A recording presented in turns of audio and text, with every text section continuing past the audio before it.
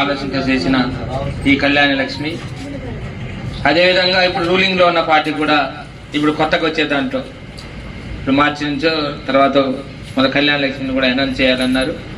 ఇది మంచి కార్యక్రమం కాబట్టి అప్పుడున్న ప్రభుత్వానికి కూడా పేదవాడికి ఏదైతే ఉందో ఆ పేదవాడికి ఒక కళ్యాణ లక్ష్మి చేస్తే ఒక లక్ష్మిని మనం పెళ్లి చేసి బయటికి పంపాలంటే ఒక పేదవాడు అప్పు తప్పు చేసుకొని ఒక అమ్మాయిని పంపి వాళ్ళ ఆస్తుల్ని అమ్ముకునే కాడికి ఉందని ఒక ఆలోచనతో అప్పుడు ప్రభుత్వం ముఖ్యమంత్రి గారు చేసిన ఆలోచన.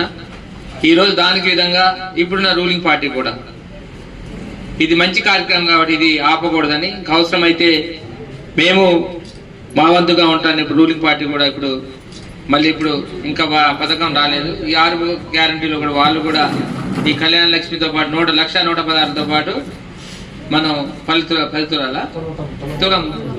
తులం బంగారం కూడా ఇస్తానని ఒక ఆలోచన చేశారు. అది అన్ని కూడా పేదవాడికి చేరే కాబట్టి ఎటువంటి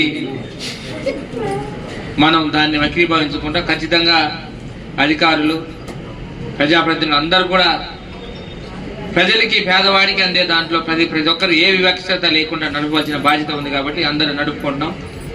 చాలా వరకు అలాంటిది ఏం లేదు. ఏ కార్యక్రమం ప్రజలకు అందాలన్నా ఏ టైం రమ్మన్నా వచ్చి నా సంతకంతో మాత్రం డిలే అవ్వడం లేదు. ఖచ్చితంగా మీ ముందుకు వచ్చి పేదవాడికి అందే దాంట్లో ముందుండాలని, ఒక సంతకంతో ఈ పథకం వస్తుందంటే సంతకం చేయడానికి నేను రెడీగా ఉన్నాను.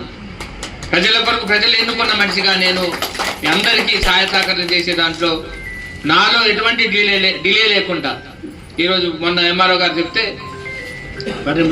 వెంటనే వస్తానండి, బెనిఫిషియర్కి వచ్చే దాన్ని అసలు డిలే చేయొద్దు, మనం ఇదే ఒక 5-6 నెలలు టైం తీసుకుని చాలా మంది పిల్లలు కానీ చాలా మంది పెద్దలు అయిపోయారు, చాలా డిలే అవుతున్నాయి, అసలు డిలే చేయొద్దు, ఖచ్చితంగా వెంటనే ఇవ్వాలి, తక్షణమే ఇవ్వాలి, ఇలాంటి కార్యక్రమాలు ఉంటాయని.